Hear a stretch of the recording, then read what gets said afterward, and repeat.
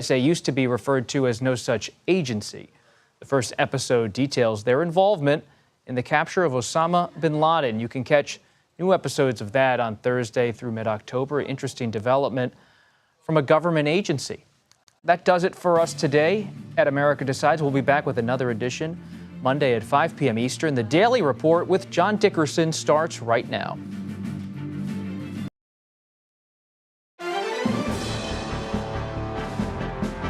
Welcome to the Daily Report for September 12th, 2024. I'm John Dickerson. We'll start on the campaign trail. Kamala Harris is in North Carolina. Is that state a possibility for Democrats? Donald Trump is in Arizona. He lost there last time and then pressured officials to flip the results. With 54 days to go, every day and hour of candidate time is precious. How a campaign spends the candidates' minutes tells us how they see the race. Francine is still on the trail. That's the hurricane, or it was the hurricane, Category 2. It's now weaker, but that doesn't matter to the people of Louisiana who took the brunt of its fury. At the Department of Justice, the Attorney General is stacking the sandbags. He gave an extraordinary speech on Thursday seeking to protect the rule of law from the tide of political influence. We'll also examine elite college enrollment numbers that reflect the Supreme Court ruling on affirmative action. And the CEO of Steward Health is on the run from Congress, which may prescribe him a contempt citation. And some Wall Street firms put a cap on how many hours employees can work each week. And finally, there are more people in space right now than could fit comfortably on a car rental shuttle van. It's a galactic record. The Daily Report starts in a moment.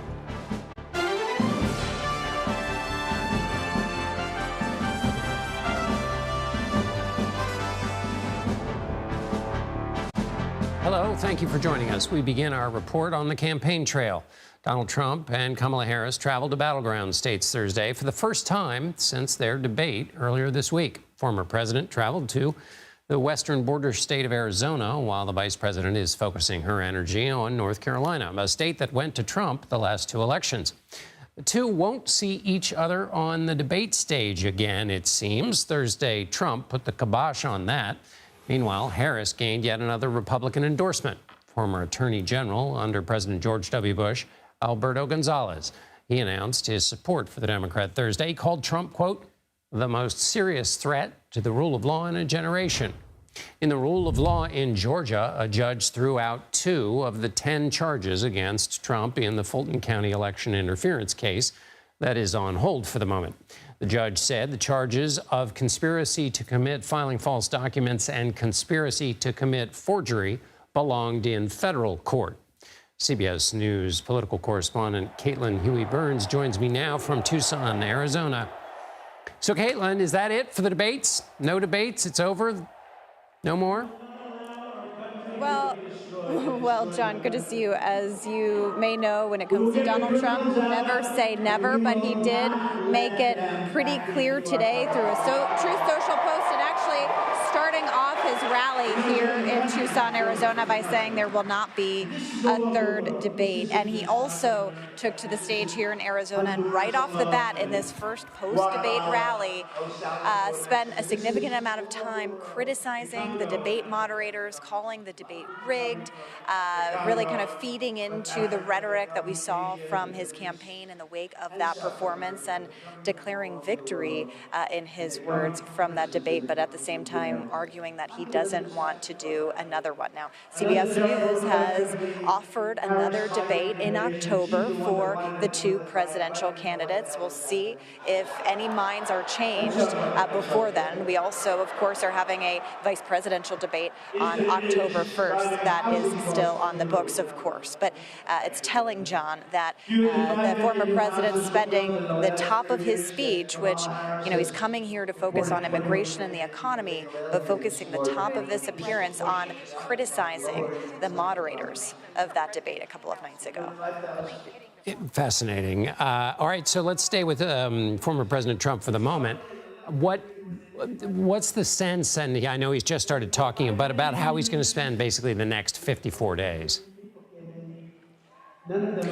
Yeah, well, it's telling, John, that he chose Arizona to come to after that debate. Arizona, as you mentioned, is a key battleground state, a state that Donald Trump lost by just about under 11,000 votes, and polls show that it is very close here. He's been here 4 times over the course of the 2024 cycle, and I was with him, covering him just a couple of weeks ago when he was here in Tucson and also made a visit to the southern border. They're really trying to focus on the issue of immigration, especially here in Arizona, but really across these battleground states, and also the economy. A specific portion of the economy here in Arizona, they want to focus on the issue of unaffordable housing. And we see in our own CBS News poll a couple of months ago in Arizona, vast majority of voters feel like it is almost impossible to buy a house, more difficult than it was for their parents' generation, in their words. So those are the issues the campaign would like to focus on. But as we saw in that debate, this is a candidate who goes off script and doubles down those controversial and debunked claims that he made about Springfield, Ohio in that debate. I will say just a few minutes ago, he echoed here in remarks. Caitlin, you're doing an amazing job with the crowd behind you. People are getting a taste of what it's like a little bit to be at a Trump rally. The final question for you is about North Carolina and the other campaign, the Harris campaign. Do they really think it's in play? This is the hardest of the battleground states by the traditional assumptions. Give us your thoughts. That's right, John. Ever since Barack Obama won it in 2008, Democrats have been trying to repeat that dynamic and have been unsuccessful. I interviewed Democratic Governor Roy Cooper a couple of nights ago at the debate, and he said the reason that he thinks it's actually in play now as opposed to when Biden was the of all the states that Donald Trump won, he won North Carolina by the smallest of margins in 2020. So they believe the ground has been fertile for them, especially with young voters and African-American voters in that state. The key here is having a new candidate that could perhaps energize and activate them. It's also a state, when you look at the South, it has a Democratic governor. There's a key governor's race as well. So those kinds of races could be tied, but it will be an uphill climb. And the Harris campaign is hoping that by spending time there, they also will force Republicans to spend time and money in that state that they should have in their column. Caitlin Huey-Burns in the middle of a Trump rally in Tucson. Thanks a lot, Caitlin. Francine, which was a Category 2 hurricane Wednesday, has weakened significantly as it moves north over the land. It made landfall in Louisiana, which appears to have gotten the worst of it. As of Thursday evening, more than 251,000 were without electricity in Louisiana, 10,000 in Mississippi, 32,000 in Alabama, and 10,000 in Tennessee. CBS News national correspondent Dave Malkoff joins us now from Houma, Louisiana. Dave, you just got back from the area where the storm made the landfall. Is that right? Yeah, just east of there, we were in Dulac, and as we were driving down there, John, there was street light after street light after street light where you had to treat it as a stop sign because all the power is out in here. The only place that I've seen power is one gas station over here. It made landfall down there as a Category 2 hurricane. Now it's become a tropical storm again, but it did intensify pretty quickly in the Gulf of Mexico because it's so warm down there. And what's happening behind you? Is that as a result of the storm? Yeah, this pile that you see behind me is easier to see, actually, if we go to the sky and we go to the drone. Look at what has happened to this building, John. This is the Junk in the Trunk thrift store here in Houma. It's owned by Dan the Junkman Stevens, and look what happened to it. The roof was ripped apart, and those steel beams in there were just torn apart into these razor-sharp steel beams that are sitting there right at head level. So right now you can kind of see on the drone that they are building a temporary wall to make sure that people weren't going in there. overnight when they can't see those steel beams and looking for things to take from there. But John, this is an important store to the neighborhood. It's the most affordable place for a lot of people to shop. It means a lot to the Stevens themselves. This is kind of a passion project for them. And they're just so sad not to see the store go, but to see the community go that was here, the relationship that they have with the customers that are in here all the time. And the store won't survive. They'll probably have to tear it down, but they're just looking to see what they're going to do. Move it back into storage. There's so much stuff in there. You'll see more of what's inside that store in the CBS Evening News coming up. Dave Malkoff, great reporting. Thanks so much, Dave. An earthquake rocked parts of Southern California Thursday. According to the U.S. Geological Survey, the 4.7 quake struck roughly 4 miles north of Malibu. There were several small aftershocks, but thankfully there were no reports of injuries or serious damage. Many people in the area were not only jostled in their beds in the morning, but if they rushed to the window to see what was going on, they peered through yet another day of orange haze. More than a dozen wildfires are burning in the state, with at least 3 big ones in Southern California. Ben Tracy is on the ground. John, this is just some of the destruction left behind by the airport fire, which tore through parts of 2 different counties south of Los Angeles. This is one of 3 major fires in the area that have now charred more than 110,000 acres, destroying dozens of homes, injuring several people, including firefighters. There are now 6,000 fire personnel working these 3 fires, and that is really straining the resources of both CAL FIRE and the folks they're bringing in from other states, as well as the federal government.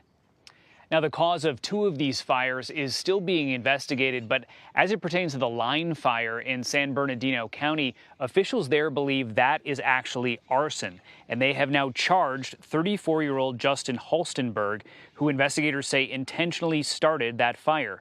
He's being charged with arson, injury to a firefighter, and the use of 3 incendiary devices. And the district attorney there believes that he was involved in setting other fires in the area. Now for a bit of good news, the weather has changed dramatically. Temperatures have dropped, the winds have died down, and that should be really beneficial to firefighters as they try to get a handle on all 3 of these blazes. But it could still be several days before people are allowed back into neighborhoods like this one to see what they've lost. John. Ben Tracy, thank you so much, Ben. Don't mess with the Justice Department. Attorney General Merrick Garland says he won't let the DOJ become a, quote, political weapon. We'll try to understand why he's saying this now. Plus, news you can use if you're traveling abroad anytime soon. The State Department is making it easier to renew your passport online. We will give you the details. You're streaming the Daily Report.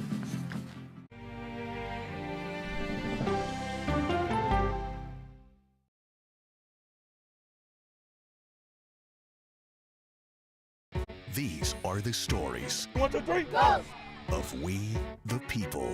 We're trying to generate our own hope. It's a huge deal. I'm enabling them to feel valued. Eye on America. Weeknights on the CBS Evening News with Norah O'Donnell. I had progressively fallen deeper into the world of online sports betting. The risk is the rush. What do you think is driving the spike in popularity? I think it's legality.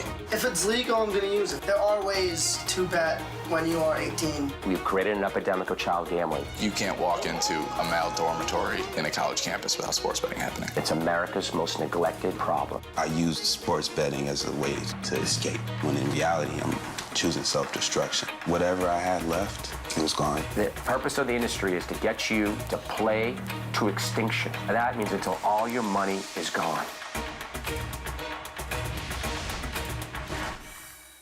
Go to the ends of the earth. Reach for the stars. Yeah, I just took off.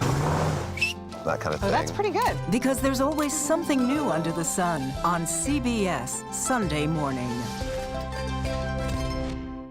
America Decides is your place for fact-based, unbiased reporting. At the White House, at the Capitol, on the campaign trail. What do you say to those in your party? Any cracks in the Republican Party? Our reporters and our anchors travel the country talking to voters like you about the issues that matter most. Immigration is really a factor right now that are going to be driving your decisions What would you say to those who say, look, that's just democracy at work? Listening to you and bringing your voice into our coverage. I want a strong, proud America. Is democracy on the ballot in 2024? Let us help you decide. America Decides. Stream our expanded one-hour program Monday through Thursday at 5 p.m. Eastern. Exclusively on CBS News 24/7, the streaming home of CBS News. People with developmental disabilities were once sequestered by the hundreds of thousands in institutions. Many of our fellow citizens are suffering tremendously because lack of attention, lack of imagination, lack of adequate manpower. Disability activists have since torn down barriers blocking them from living at home or in the community. We conclude that Title II of the ADA requires states to provide community-based treatment for persons with mental disabilities. But of the 16,000 people who remain in state-operated institutions, half are in 5 states, and Illinois is one of them. I don't want to live in the institution. It makes me feel discriminated against. Do you think there are people living in institutions in Illinois that don't need to be living there? Yeah, because they're proving it as soon as they get out.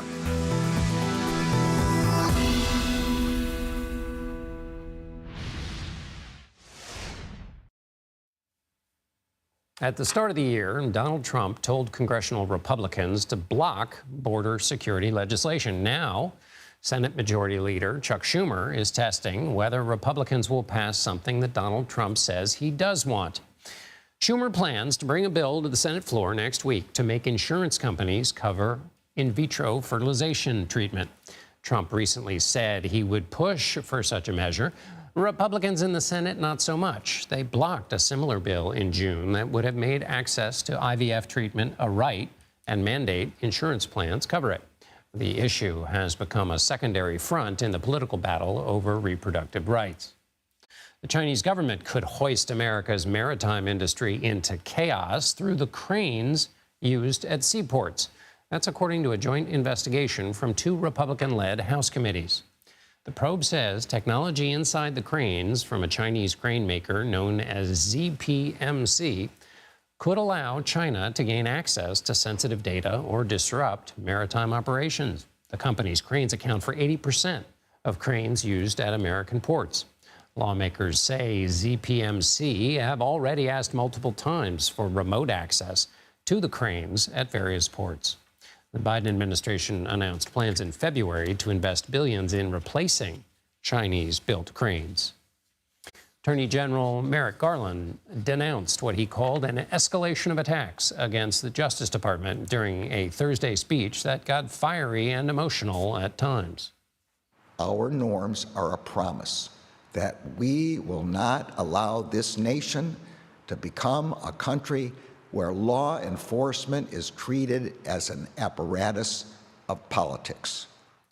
Garland's comments came amid a rise in threats against not only Justice Department employees, but other law enforcement officials and members of Congress. He sounded the alarm about what he called worrying spike of these threats during congressional testimony back in June.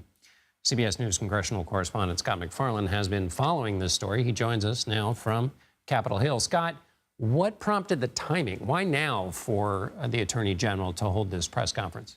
It was quite striking he did it publicly, John. This was an internal meeting of Department of Justice officials and employees to whom Merrick Garland was speaking. He could have done it on Zoom or in a windowless conference room. Instead, he found an auditorium, a microphone, and invited cameras to make an external message out of this, too. 2 different themes here, and they are happening about 50 days away from an election. And I think that may have been part of the timing here, is to send a message at an impactful moment that the department must not be caught up in politics, will not be caught up in politics, will not be an extension of political arms. It's been a consistent message from him. He wanted to amplify it today by saying it in front of a broader audience. But also, speaking to what we've been hearing over the past 48 hours from local election officials, from the local county clerks, that there is a targeting, a menacing of public officials going on in this election cycle. And what the Attorney General said today is that, yes, he recognizes his employees at the Department of Justice are facing harassment, menacing, and threats simply for doing their jobs. Trying to say, I think in some form, John, we have your back and we see it. So he's talking about political influence, but is there a subtext here about which side, whether it's Donald Trump and his allies or Democrats? Is he pointing even in the subtext fingers at one side or another? Oh, it's a really good question. And he didn't name names. He didn't name parties. He is a particularly effective messenger at the Department of Justice for why the department must be apolitical. He faces questions about Donald Trump all the time and often responds with, this department stays clear and free from politics. Was there a subtext? Well, let's talk about the timing here. He's giving this message that the Department of Justice will not be an extension of a political arm of a political part of this government, days after Donald Trump posted on social media about the need to prosecute certain people, donors, lawyers, some campaigns for their political activities. It's hard to escape the juxtaposition of Trump's social media posts and Merrick Garland saying we will not be an extension of politics. Okay, I've got a couple other matters in Washington for you. One is that on Wednesday, the Department of Homeland Security declared that January 6th, 2025, so 4 years after the attack on the Capitol, they declared it a national special security event. Is that always the case for that date, or is there something new that's warranted that special security measure? It is not always the case. And let's take a step back. Imagine you're in a pre-January 6, 2021 world, and somebody said the ministerial electoral certification needs to be a national security event. You'd go, why? That sounds crazy. It's such a mundane thing. We're in a post-January 6, 2021 world, and the congressional officials with whom I'm speaking today say they want to send Homeland Security extra help, extra protection, extra reinforcement. We'll take it. No harm there. But I talked to a few members of Congress who said, if you're trying to take solace in the Capitol being better protected January 6, 2025, you are fighting the old war, the last war. This is not where we feel vulnerable right now. It's the softer targets elsewhere in the country after November 5th. I spoke with Jamie Raskin, a Maryland Democrat who you'll recall was on that House January 6 Select Committee. Here's what he said about the new Homeland Security posture here at the Capitol. I think we learned on January 6th you can never have too much security because you don't know what someone's going to throw at you. You know, we can't prepare for every attempt at a political coup or a violent insurrection, but we certainly can anticipate the possibility of things happening again that happened before, and we should make sure that there's invulnerable physical security at the Capitol. John, there is the side benefit. You say it's a national security event. You send out a bigger message to the world that we are ready, we're on a war footing. Yes, exactly. All right, final question, Scott, and it's related. One of the ways in which mayhem grows around election time is if there is confusion, if people think that somebody's getting away with something, and if the rules aren't clear for everybody. You've also been reporting on concern that election officials are having regarding mail-in ballots, a part of the casting of votes. What's happening there? Yeah, what they're doing, the state elected officials, the secretaries of state, both parties around the country are telling the Postal Service, get up to speed here. Check your staffing levels, check your staffing training. We've had some early indications there's a risk ballots will be delivered late or some will be returned undeliverable. There was a whole throwdown in 2020 where the Postal Service and the Postmaster General took grief for moving some equipment out of place before the election amid fears it would slow down the returns. Problems did not occur in 2020 in that sense, and they don't want it happening here.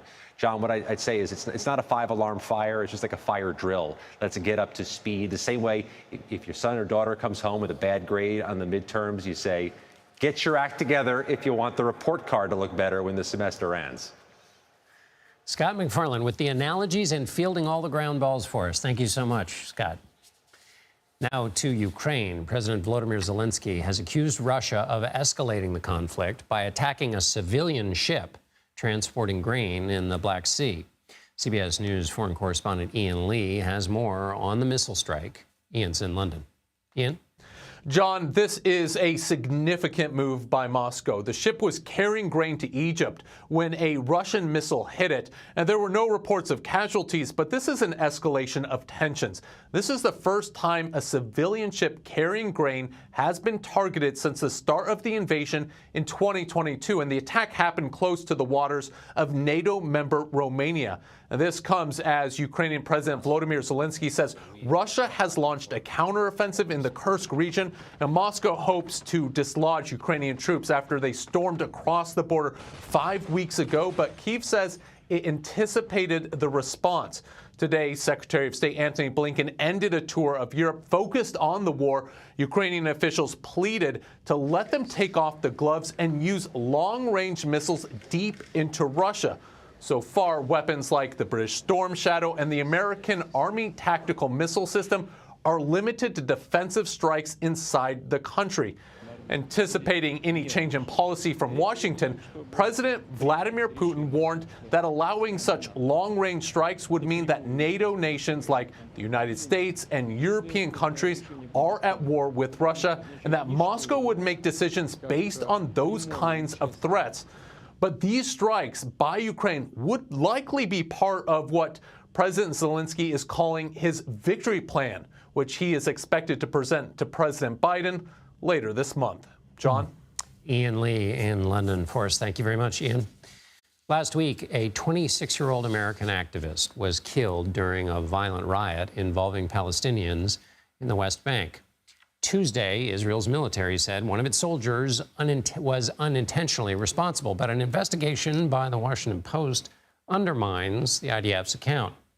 Based on witness interviews, and dozens of videos, the Post found that Israeli troops shot Eisener Egi about half an hour after the height of the demonstrations and about 20 minutes after protesters had moved some 200 yards away from Israeli forces. The IDF says the soldier who killed Egi was aiming at a, quote, key instigator of the riot, but the military would not identify its intended target. President Biden has called Egi's death unacceptable. Also in the region, 6 staff members of the UN agency providing aid for Palestinian refugees in Gaza were killed Wednesday in an Israeli airstrike which hit a school being used as a shelter. At least 18 people were killed in the attack. Israel says Hamas had been using the school as a command center. An annual survey from the Census Bureau shows the percentage of foreign-born American residents grew last year to its highest level in more than a century. People born outside of the United States made up more than 14% of the population in 2023. That's up from 13.9% in 2022. The survey shows international migrants in search of better opportunities have been a key driver of population growth throughout the past decade. The Census Bureau also found the average cost of rent and utilities grew faster than home values in 2023. Shows how landlords are taking advantage of renters who can't afford to purchase a home with the high cost of living in the United States. Are you renewing your passport soon? Here is some welcome news. The State Department is expanding its online renewal service. Previously, the portal was open for a limited time each day. Now the Washington Post is reporting that the system can take more applications without interruption. After a successful relaunch in June, online renewal will save you from a trip to the post office, and it only takes about 15 minutes to complete. It will still take about 6 to 8 weeks to actually get the passport. It's been more than a year since the Supreme Court ended affirmative action, coming up what the court's decision has meant for black enrollment at some of the nation's top universities. You're streaming the Daily Report.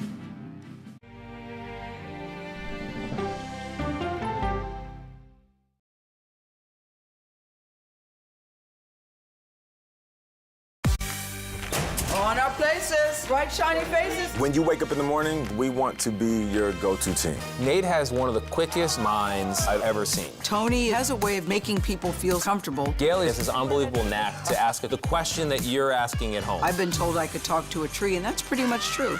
I don't go to work in the morning. I go for coffee with my 2 good friends, and we talk about the world. Your morning routine just got better. CBS Mornings, weekdays at 7. It didn't seem like anything could happen. Because nothing ever happens in East Palestine, but it did. Authorities released toxic fumes from 5 derailed train cars. Resident, please evacuate. Acute bronchitis due to chemical fumes. Did you ever have these problems before the derailment? No, ma'am. This neighborhood's not safe no more. We can assure the community that there's not vinyl chloride entering their communities. Then why are there so many people feeling these various symptoms of bloody noses or difficulty breathing, bronchitis? That's a hard question to answer. We're talking about one of the most blatant releases of a mixture of some of the most toxic chemicals that we've seen in America. I feel like now I have a duty to warn other communities. If my daughter has to watch me die of cancer, at least it saves someone else.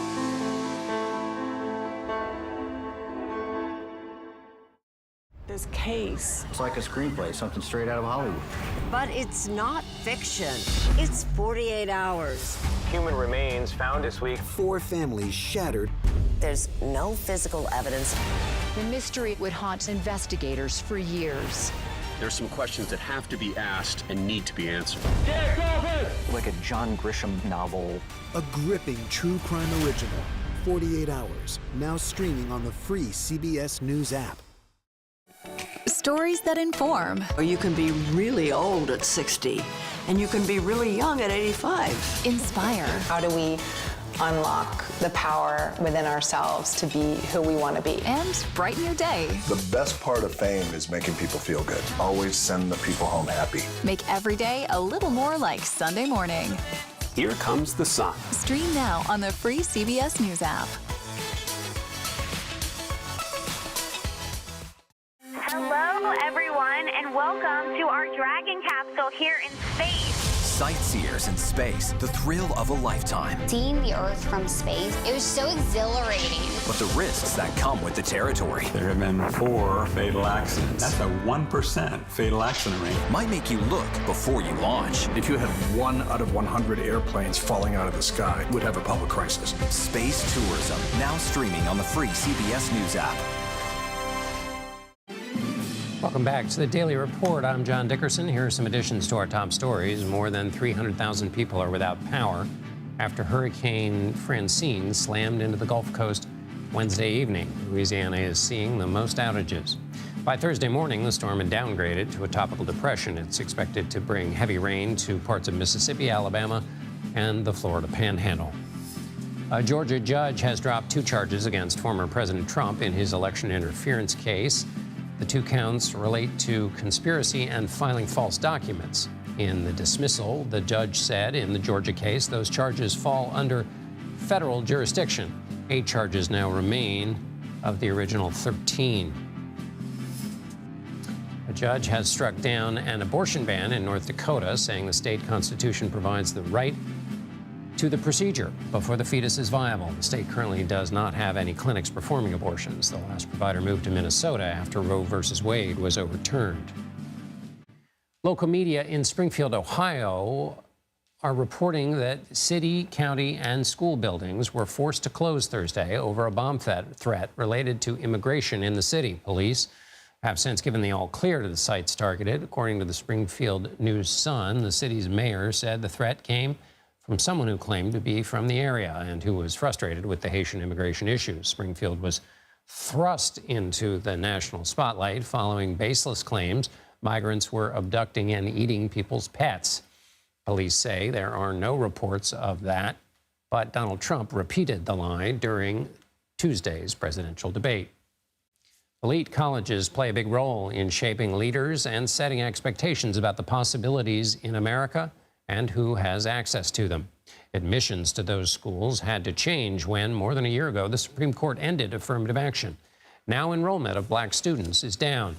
At Harvard, black students make up 14% of the new class of freshmen. That's down from 18% from the previous year. Amherst dropped from 11% to 3%. At Yale, a different story. The university's share of black freshmen stayed at 14% for the new school year. So what is happening here? Scott White is here to help us understand. He's a former director of guidance at Montclair High School and a freelance writer for Forbes on college admissions. Thanks for being with us. Why might we be seeing this dip at some schools while other schools like Yale show no change? Well, it was not just the Supreme Court ruling. We also had a FAFSA issue where about 10% fewer students submitted FAFSAs this year due to the difficulties, particularly undocumented students. In terms of the Supreme Court ruling, many colleges have put out proxies to try to increase their Black enrollment on campus. Those proxies include looking at low-income schools, schools with low college-going populations, scholarships, looking at assets and income rather than just racial issues.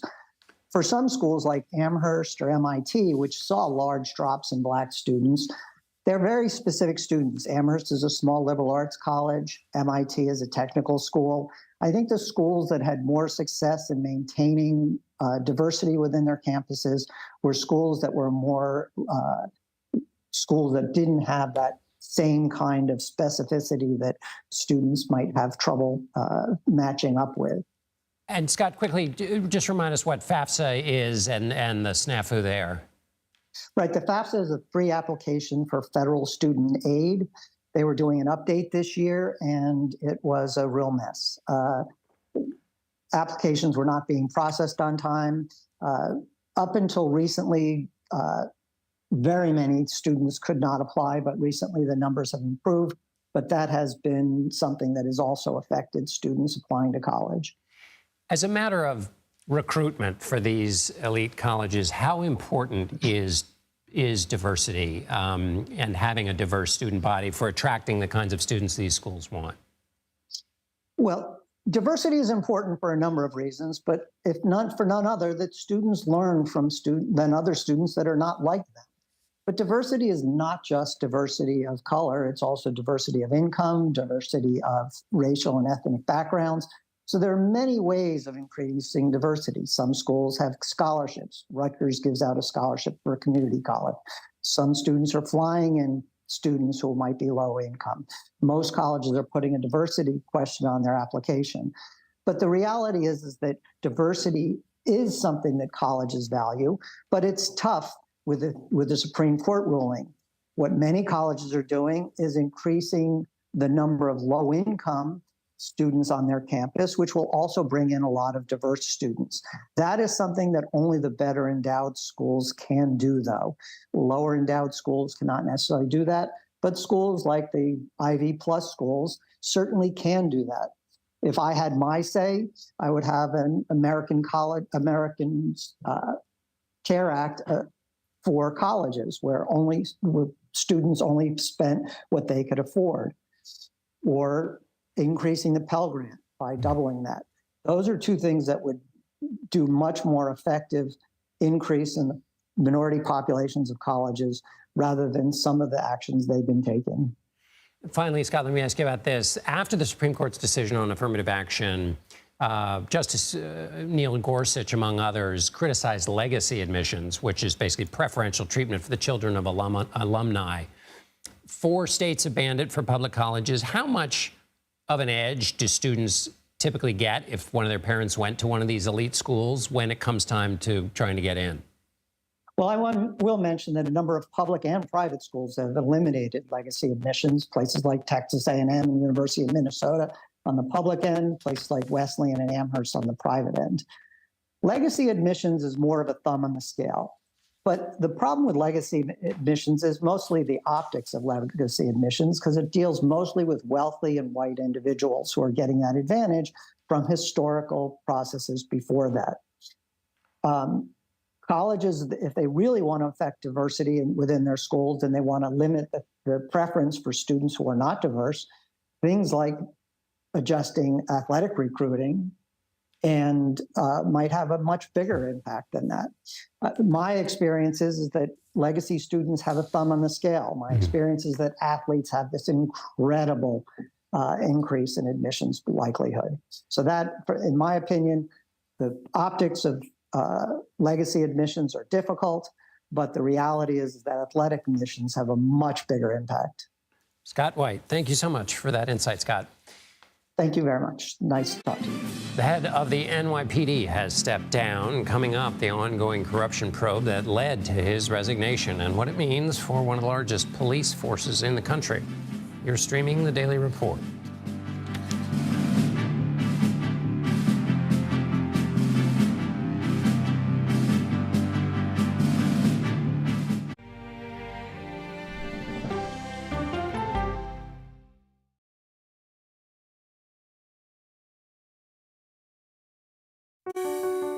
Washington is the seat of power. National security, foreign policy, global economics, every story comes through Washington in some way. We bring some of the most powerful voices in America to the table.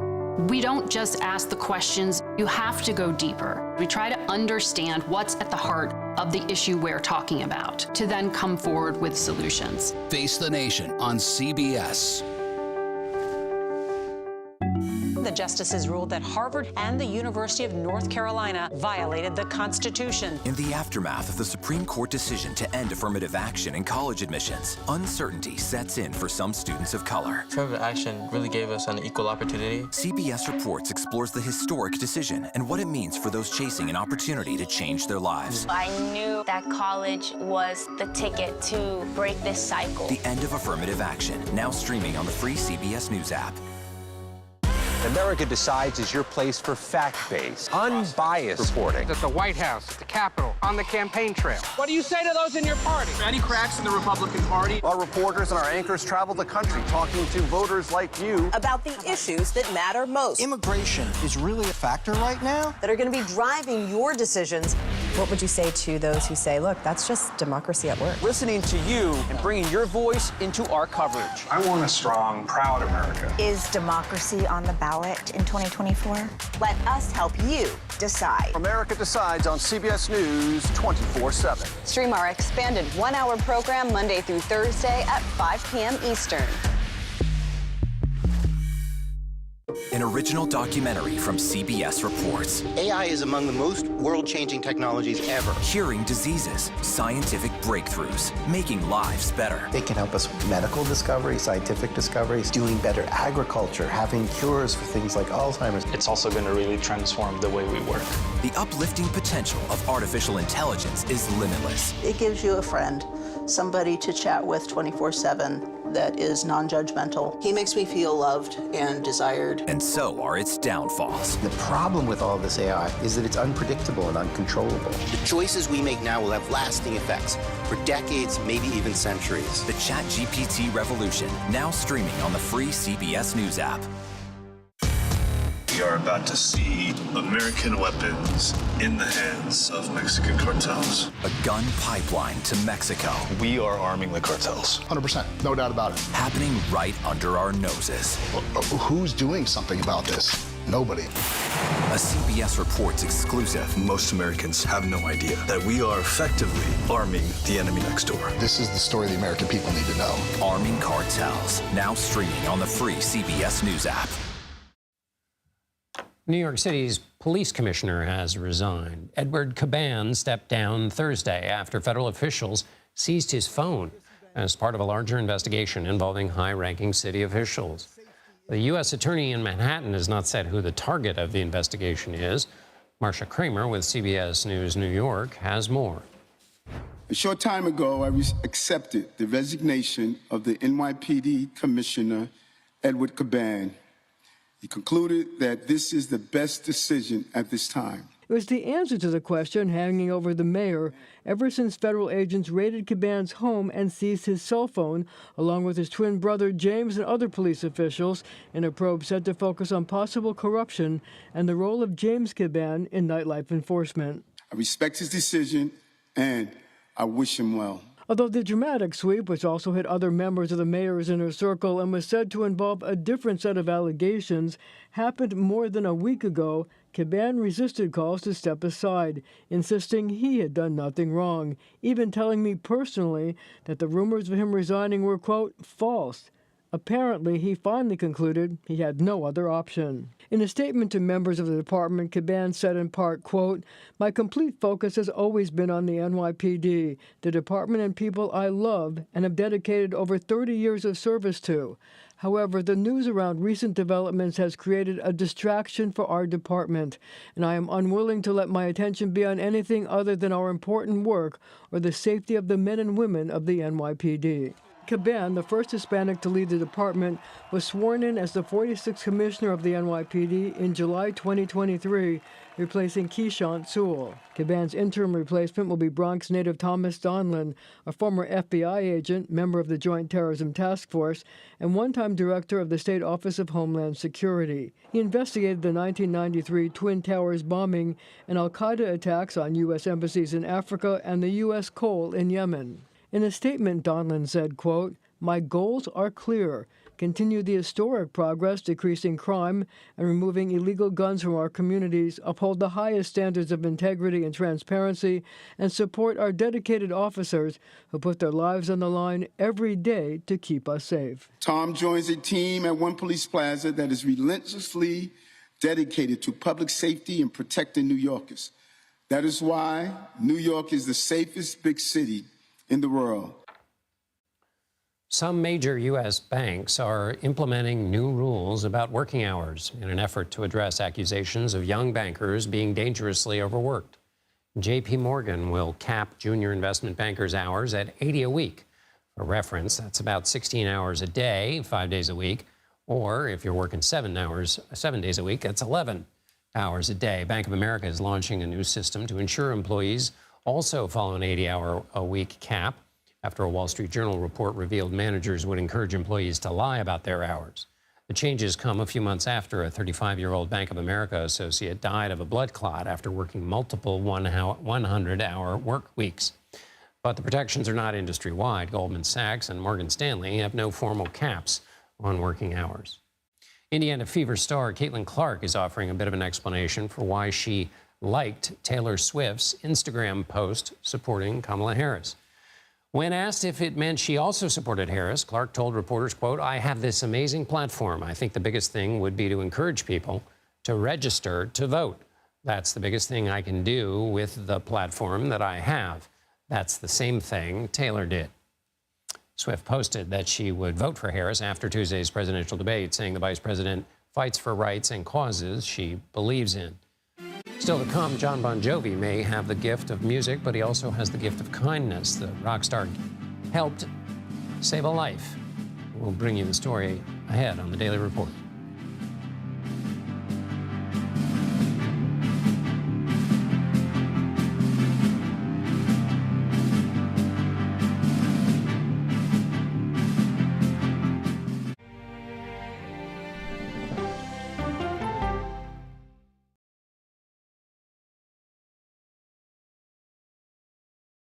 Go to the ends of the earth. Right now. We got something crazy. And reach for the stars. Here we are. Time. Yes, it's my comeback. Hey, this is pretty fun. But wait, there's more. Experience thought-provoking, Welcome to the idea of being a human being. innovative, and truly original reporting. Look through a telescope and go, wow. Because there's always something new under the sun on CBS Sunday morning. At this moment, terrorists could be plotting another attack. 9/11 triggered a counter-terrorist system that included a secret database. This person needs a closer look. A growing list of nearly 2 million people, including some Americans who say they're innocent. For 1 hour flight, I have to spend 6 hours to go and come back. CBS Reports explores the system, the people responsible for it, and those pushing for change. I'm not fighting against them. I'm fighting for them to do the right thing. The Watch List, now streaming on the free CBS News app.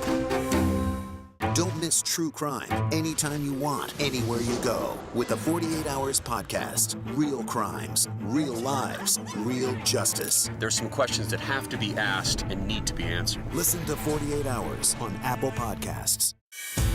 An original documentary from CBS Reports. Imagine yourself in Manhattan with no police, no army, no mayor. The people of Haiti stare down poverty, corruption, natural disasters, and violence. 90% of the guns that are used by gangs in Haiti are American guns. But with an unbreakable spirit and eternal optimism. There are days where I cry, but we can't be discouraged. We still believe in Haiti. They're still able to look ahead with hope. Haiti is on the brink of transformation, a radical shift. Haitians are coming together and saying things must change. Fighting for Haiti, now streaming on the free CBS News app.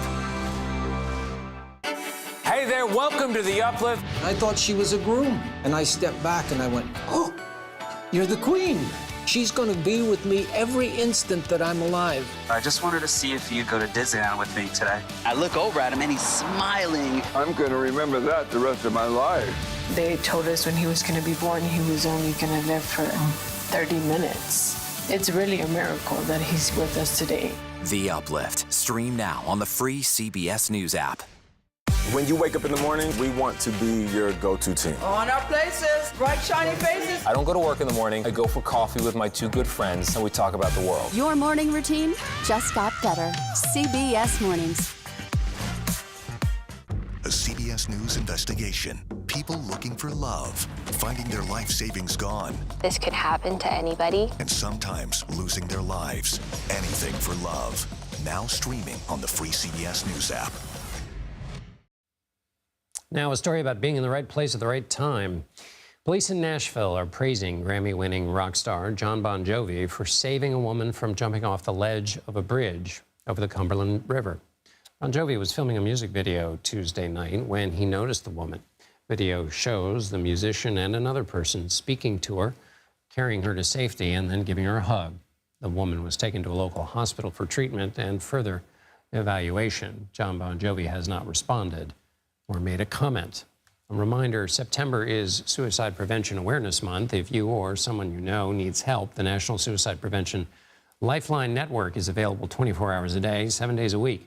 You can call, text, or chat their hotline using the 3-digit number 988.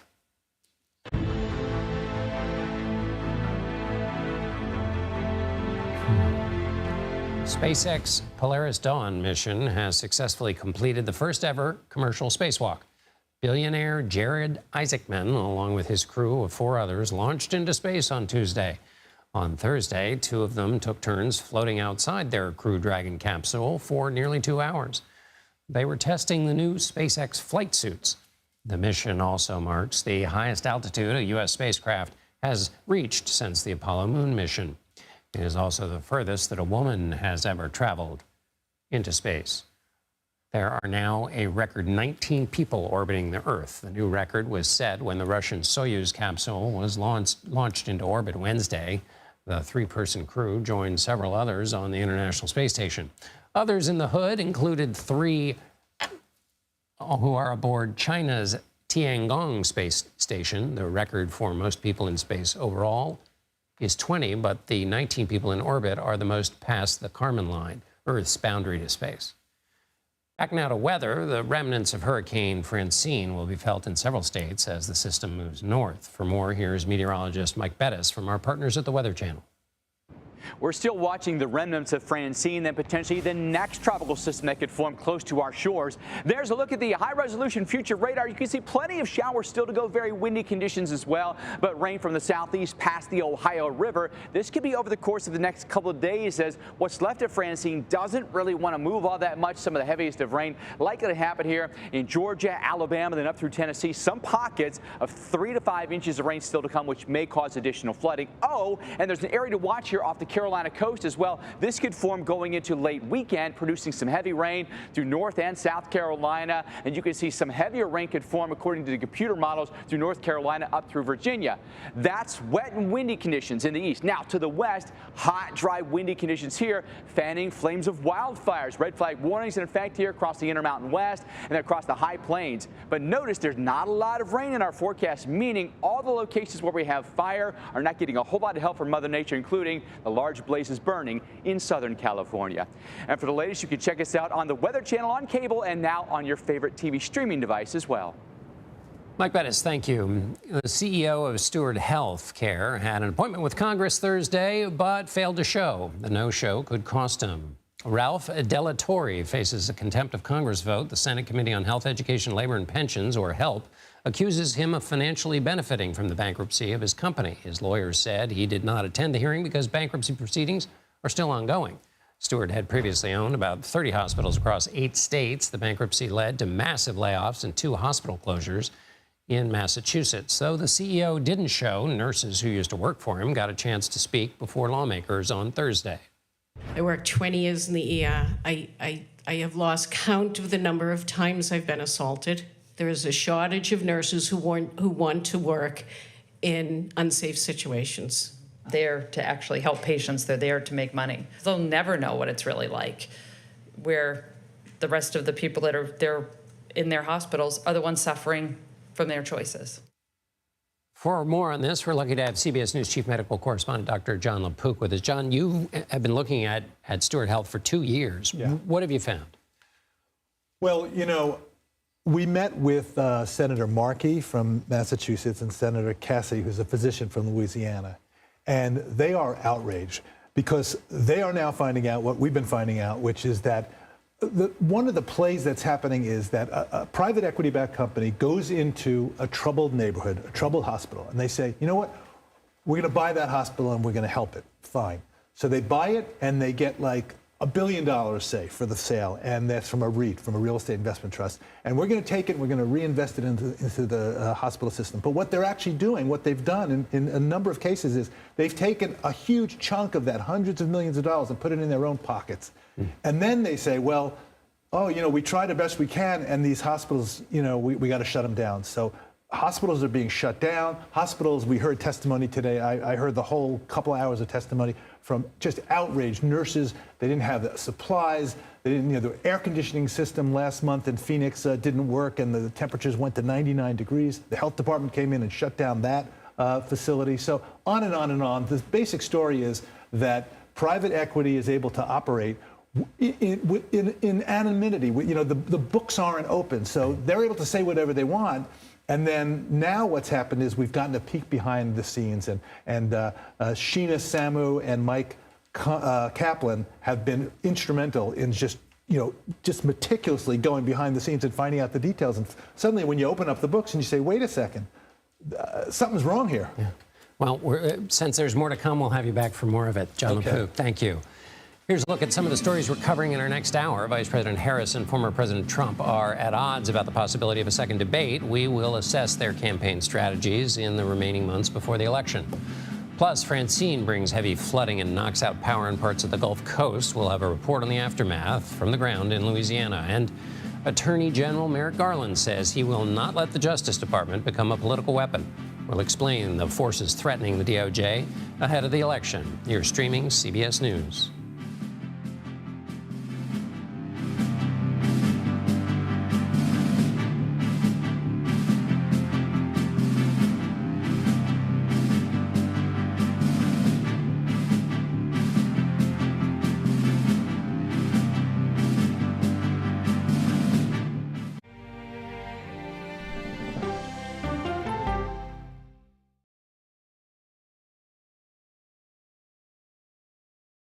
Okay, so let's just start at the beginning. Well, let me start with this. What is at stake here? What is the answer then? Do you know why? You want me to just keep going? Is that a good thing or a bad thing? Were there death threats? How is this possible? What's wrong with that argument? Are you saying they lied? Have you told the government that? Why won't you say the word crisis? You're not answering my question. This really is that scary? Does that make sense? What do you mean? What does that mean? Did any of that make sense? What's your response? What happened? Why? It's time for the CBS News Original 60 Minutes, Sunday on CBS and streaming on Paramount Plus. There is no more room in our city. New York City is receiving record numbers of migrants. Today, we're going to have more than 500 adults and children come through that door. Tensions rise as shelters reach max capacity. We don't have to take care of them. CBS Reports goes inside a crisis cities and families are facing as they fight to survive. The United States still has that glimmer of hope for people to come here. Fighting for a future. Now streaming on the free CBS News app. An original documentary from CBS Reports. Since you started La Soup in 2014, do you have any sense as to how much food you've rescued from the landfill? We've rescued 4.5 million pounds. I can't even fathom how much food that is. And that's one little person in one little city in America. We're going to call this chicken piccata. We did 450 of these meals today. This is the exact dish Yep, you and I are going to have. Yep. Oh, my God. Is it good? Mm-hmm. Having a plan of how to keep people fed should be in every single city. So if we eliminated food waste, could we eliminate hunger? Yes. Eating Trash, now streaming on the free CBS News app. America Decides is your place for fact-based, unbiased reporting. At the White House, at the Capitol, on the campaign trail. What do you say to those in your party? Any cracks in the Republican Party? Our reporters and our anchors travel the country talking to voters like you about the issues that matter most. Immigration is really a factor right now? That are going to be driving your decisions. What would you say to those who say, look, that's just democracy at work? Listening to you and bringing your voice into our coverage. I want a strong, proud America. Is democracy on the ballot in 2024? Let us help you decide. America Decides on CBS News 24/7. Stream our expanded one-hour program Monday through Thursday at 5 p.m. Eastern. When people say who's first to get in the morning, that would be me. Morning news matters because it sets the tone for your day, and it's a way of getting you started. Day to day, that first draft of history, it happens right here. We're going to uplift you. We're going to send you out your way. We take you places, we teach you new things, and we make you feel like, you know, it's not all bad. People say to me, you always seem to be having a good time. And you know what? You're right. Your morning routine just got better. CBS Mornings, weekdays at 7. I'm John Dickerson. Join me for the Daily Report, weekdays on CBS News 24/7. She's the first black woman on the Supreme Court, and she's determined she won't be the last. My parents had raised me to believe that I could do anything I wanted to do. Justice Ketanji Brown Jackson on Person to Person. Welcome to the